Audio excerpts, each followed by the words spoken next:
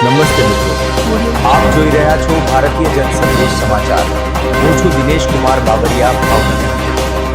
નમસ્કાર દર્શક મિત્રો, નવા વિડીયો સાથે આપ સૌનું હાર્દિક સ્વાગત છે. હું છું સોલંકી દર્શના. પાલિતાણા વૈશાખી પૂર્ણિમાના પવિત્ર અવસર પર પાલિતાણા ખાતે આવેલ આંબેડકર સોસાયટીમાં એક યાદગાર અને આત્મદમિક કાર્યક્રમનું આયોજન કરવામાં આવ્યું હતું. સોસાયટીના બૌદ્ધ વિહારમાં પર્યાવરણ અને આસ્થાના સંગમ સમાન બુદ્ધ વનની સ્થાપના કરવામાં આવી છે. આ મંગલ પ્રસંગે ભગવાન બુદ્ધની અત્યંત સુંદર અને આકર્ષક મૂર્તિનું અનાવરણ કરવામાં આવ્યું હતું. આ અનાવરણ વિધિ ભાવિકભાઈ મારુ તથા રામપીર ગ્રુપના સભ્યોના હસ્તે સંપન્ન થઈ હતી. પવિત્ર મંત્રોચ્ચાર અને શ્રદ્ધાભર્યા વાતાવરણમાં પ્રતિમાની ખુલ્લી મૂકવામાં આવતા સમગ્ર વિસ્તારમાં બુદ્ધે શરણમ ગચ્છામી નામના નાદથી ગુંજી ઉઠ્યો હતો. સમાજની પ્રેરણાદાયી ઉપસ્થિતિ. આ કાર્યક્રમમાં આંબેડકર સોસાયટી તેમજ આસપાસના વિસ્તારમાંથી મોટી સંખ્યામાં ભાઈઓ, બહેનો અને બાળકો ઉત્સાહભેર જોડાયા હતા. ઉપસ્થિત ભાવિકોને ભગવાન બુદ્ધના શાંતિ અને કરુણા સંદેશનો જીવનમાં ઉતારવાનો સંકલ્પ કર્યો હતો. કાર્યક્રમનું મહત્વ. બુદ્ધ વનની સ્થાપના પાછળનો મુખ્ય ઉદ્દેશ્ય લોકોને પ્રકૃતિની નજીક લાવવા અને આત્મિક શાંતિ પ્રદાન કરવાનો છે. રામાપીર ગ્રુપ અને સ્થાનિક આગેવાનોના સહયોગથી આયોજિત આ કાર્યક્રમે સામાજિક એકતા અને ધાર્મિક સદભાવનાનું ઉત્તમ ઉદાહરણ પૂરું પાડ્યું છે. કાર્યક્રમના અંતે ઉપસ્થિત તમામ લોકોએ પ્રસાદનો લાભ લીધો હતો અને મૂર્તિના દર્શન કરી ધન્યતા અનુભવી હતી. બ્યુરો ચીફ દિનેશ કુમાર બાબરિયા ઘેટી સાથે રિપોર્ટર જીતેન્દ્ર સોલંકી.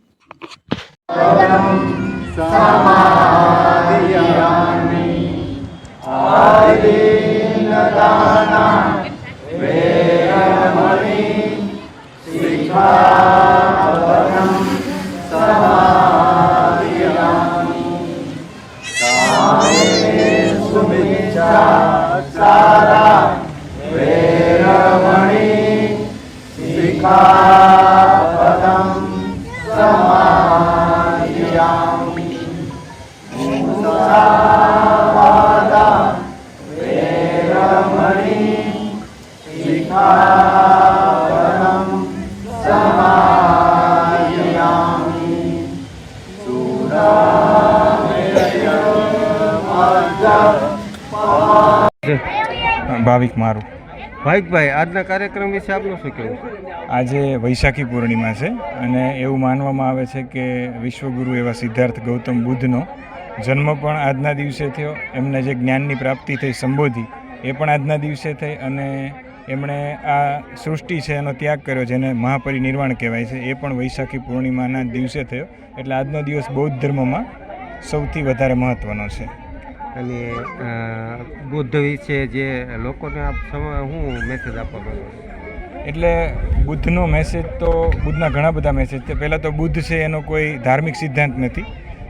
બુદ્ધે દુનિયામાં જે વૈજ્ઞાનિક રીતે સાચું છે એ જ કીધું છે કે ભાઈ જીવનમાં દુઃખ તો છે જ બધાના, એ શારીરિક હોય, કોઈને માનસિક હોય, દરેક રીતનું.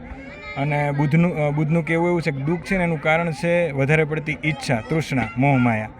અને બુદ્ધે એવું કીધું કે આમાંથી નીકળી પણ શકાય છે દુઃખમાંથી. એના માટે એમણે 8 માર્ગો આપ્યા, જેને અષ્ટાંગ માર્ગ કહેવાય છે. પછી બુદ્ધનો એક ઉપદેશ એ છે કે હું પોતે ભગવાન નથી, મારી અંદર તમે ભગવાન ન જોશો. અપો દીપો ભવ, એટલે તમે પોતે જ એક પ્રકાશ બનો અને તમે મારી જેમ બુદ્ધ બની શકો છો. એટલે કોઈ પણ ભગવાનની મૂર્તિ કે કોઈ પણ દેવની મૂર્તિનું તમે કદાચ અપમાન કરશો તો બહુ મોટો પ્રોબ્લેમ થાય છે, પણ બુદ્ધની ઉપર બાળક પણ ચડી જશે તો બુદ્ધ એને પણ સ્વીકારે છે. એટલે બુદ્ધ છે એ શાંતિ, પ્રેમ, કરુણા આ બધા સંદેશો આપે છે. અને બુદ્ધના જીવનમાંથી ખાલી આપણે શાંતિ, પ્રેમ અને કરુણા આટલું સ્વીકારીએ તો આપણો સમાજ છે એમાં ધીરે ધીરે શાંતિ, પ્રેમ, કરુણા આવે અને એમાંથી જ ખરું જ્ઞાન. કોઈ ડિગ્રી લેવાથી કોઈ શિક્ષિત નથી બની જતું, પણ જીવનમાં શાંતિ, પ્રેમ અને કરુણા જે સમાજમાં આવી જાય તો એ દેશ છે એ સમૃદ્ધ બની જાય છે. અને સૌથી સારી વાત બુદ્ધની એવી છે, એમણે મધ્યમ માર્ગ આપ્યો છે. એટલે બહુ પોતાની જાતને કષ્ટ પણ ના આપવું અને બહુ ભોગવિલાસય ન કરવું. તમને જેવું જીવન ફાવે છે એવું જીવો, પણ કોઈને જીવનમાં દુઃખનું કારણ તમે ન બનો, આવો સંદેશ આપ્યો છે. સર, આપવા માગો છો સમાજને? નમો બુદ્ધાય, જય ભીમ. મારું નામ હિતેન બૌદ્ધ છે. ભાવનગરથી બિલોંગ કરું છું અને હું બૌદ્ધ આચાર્ય પણ છું અને રજિસ્ટર બૌદ્ધિસ્ટ છું. હું એ સંદેશ આપવા માગું છું કે ભાવિનભાઈને જે અનુભવ થયો કે મારે પણ અહીંયા બુદ્ધની પ્રતિમા મૂકવી જોઈએ, અને એ બુદ્ધની પ્રતિમા મૂકી એમને એમના આખા પરિવારને ખૂબ ખૂબ સાધુવાદ અને આખા પરિવાર થકી આખા પાલિતાણા સમાજમાં આપણા આંબેડકર સોસાયટીમાં એક એમનું નામ આગવું નામ ધારણ કર્યું છે અને એમને પ્રતિમા મૂકી એનું ખૂબ ખૂબ સાધુવાદ બધાને ખૂબ ખૂબ મંગલ કામના અને નમો બધાય જય ભીમ. જે બી કર્યું છે તે બદલ ભાઈ આપ શું કહેવા માંગો છો? મારું એવું કહેવાનું થાય છે કે મને અંદરથી મારી સાથે જે 24 કલાક રહે છે અને મારા મિત્ર કહું જે મારા ભાણેજ છે પણ મારા એકદમ નજીકના કરતાં પણ વિશેષ છે. અમે બે જ્યારે બેઠા અને એક દિવસે એક વિચાર ઊભો થયો અમારા બેયના મનમાં એક જ સરખો વિચાર. મેં કીધું શું વાત છે? એણે પહેલાં વાત કરી. મેં કીધું હું તને વાત કરું તો એણે પહેલાં કરી વાત. મેં કીધું ના હું કરું. અને એક સરસ મજાની આ જગ્યા જેને આજે એને અમે નામ આપવાની વિચારણા કરતા હતા તો મેં ભાવિકના ફોનમાં વાત કરી. મેં કીધું આવું આવું મારી પાસે આ વાતાવરણ છે, આવી જગ્યા છે, તો નામ શું આપવું? તો ભાવિકે કીધું બોધવન આપો. તો એ જ મિનિટે એ સ્વીકારી અને આજે બોધવન બનાવ્યું અને તેમાં મને એટલો બધો એક અનેરો આનંદ મળ્યો કે જેની કલ્પના મેં આટલા ઘણા બધા પ્રસંગો કર્યા પણ એ પ્રસંગ હું બધા ભૂલી ગયો અને આજનું મારું એક સપનું હતું એ આજે મારું સપનું પરિપૂર્ણ થયું. મને આજે મારા જીવનમાં કંઈક કાર્ય મેં કર્યું છે એવું મને ધન્ય ધન્ય ધન્ય અતિ ધન્ય થઈ ગયો. અને આમાં મને જગદીશભાઈ એટલો બધો સહકાર આપ્યો છે કે જેની વાત જ નહીં. જય સરસ, ખૂબ ખૂબ કાર્યક્રમ વિશે પીકે સાહેબ આપનું શું કહેવું છે?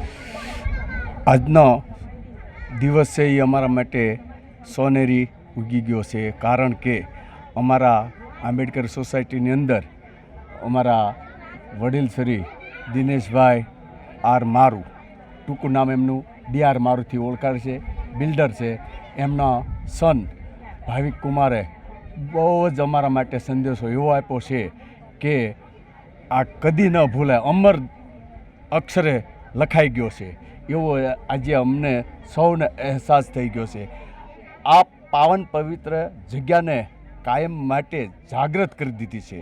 જે જમીન કહેવાય એની અમૂલ્ય આજે અમને કિંમત સમજાણી છે.